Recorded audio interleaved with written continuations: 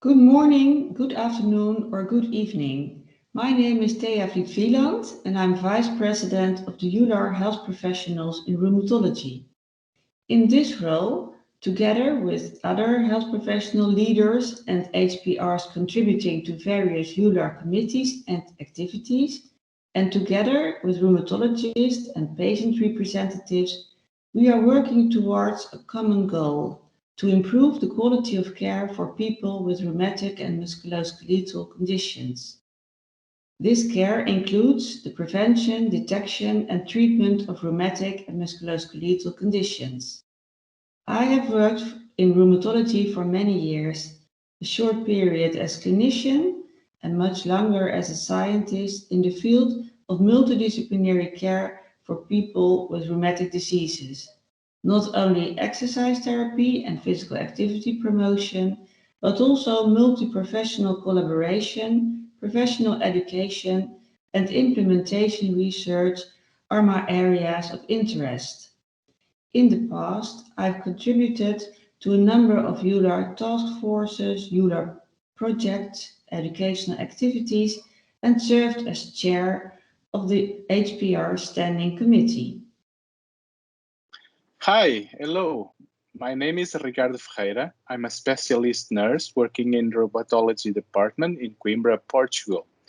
I've been involved in EULAR for about 10 years, and my main interests are patient-reported outcomes and how we define success when we speak about treatment of rheumatic diseases, and how do we value the communication and the empathy value when interacting with the patients, and how we value the person-centered care.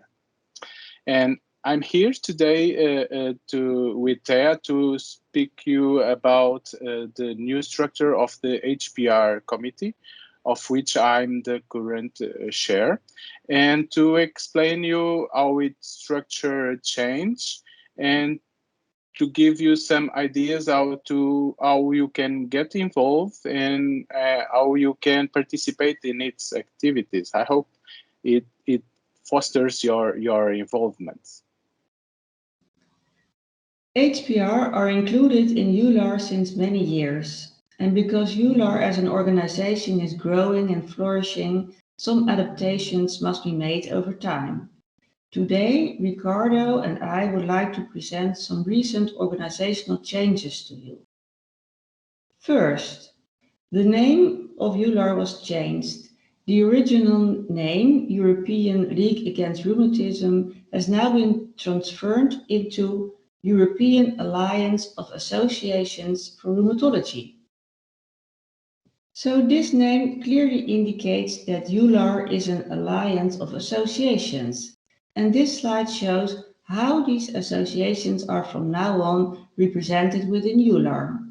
The left side of the slide shows that national scientific, HPR or para-organizations are ordinary EULAR members, and each represented with one member within the EULAR General Assembly. But other associations are EULAR members as well. There are supportive members and honorary members. And there is a new membership possibility, individual membership in the future. And this will bring advantages such as discounts on educational products. As I said, the national organizations, including HPR organizations, are represented in the EULAR General Assembly. However, a difference with the current structure is that the national presidents are no longer automatically represented in the HPR committee, as this was the case in the former HPR Standing Committee. In the new organization, we have so-called representation and content committees, and the now instituted HPR committee is one of the representation committees, and the other representation committees are those of Immunet, Para, and Pediatrics. Apart from the representation committees, we have now 5 content committees: quality of care, education, research, advocacy, and the Congress. And in each of these content committees, HPR are represented. But HPR are not only represented in the HPR committee, the content committee, and in their role as national presidents in the General Assembly. All formal decisions in EULAR are taken by the EULAR board, and from this year on, the HPR vice president is a member of the board. The next slide shows how the boards, committee chairs, editors, liaison officers, and EULAR executive director all together form the so-called EULAR Council, the working body of EULAR. Do you want to know more about the work and organization of HPR in EULAR? Ricardo Fjeira will tell you more. In furtherance of the EULAR aims mentioned by Thea, which we naturally support, this committee focused on the activities in the field of HPR interests by promoting the continuous development of their clinical skills, the development of educational activities, and the enhancement of HPR's leadership and engagement in research. In addition, the committee aims to strengthen the position of HPRs in multidisciplinary care for people with RMDs across Europe and fosters networking and collaboration among HPRs, centers, and countries. This committee particularly aims to facilitate initiatives that substantially contribute to the knowledge and evidence base of HPR care, with the ultimate aim to enhance the quality of life for people with RMDs and meet evolving circumstances. For the purpose of involvement in EULAR activities, a health professional in rheumatology is defined as a person who meets the following criteria: is a professional involved in the care research or in the care or research of people with RMDs, is not a registered medical practitioner, and third, is eligible to be a member of the organization through which a country has become EULAR HPR member. Now I will present you the new structure and organization of the HPR committee, which is composed of up to 25 members, including the chairmanship with the chair elected, and the past chair.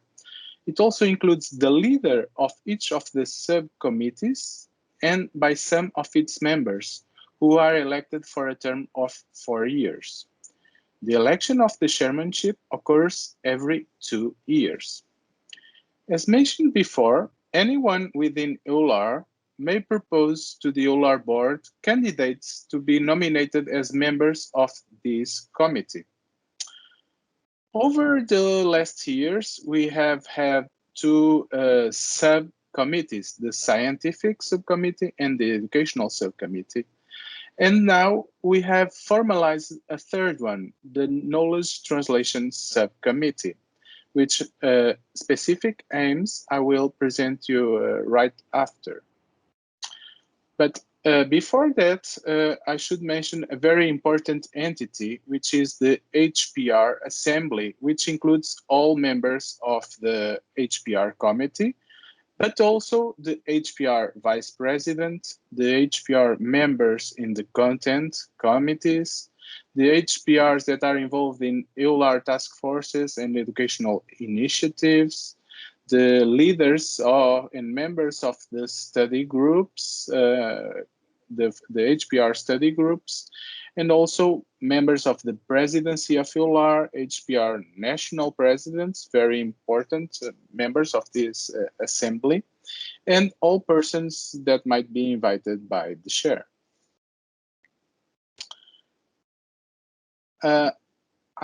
Regarding the specific, some of the most important specific aims of each subcommittee, the Scientific Subcommittee aims to identify needs related to conducting HPR research, aims to set research priorities for the HPR community and to promote and facilitate research undertaken by HPRs that substantially contribute to the knowledge and evidence base to enhance the quality of care of people with rheumatic diseases.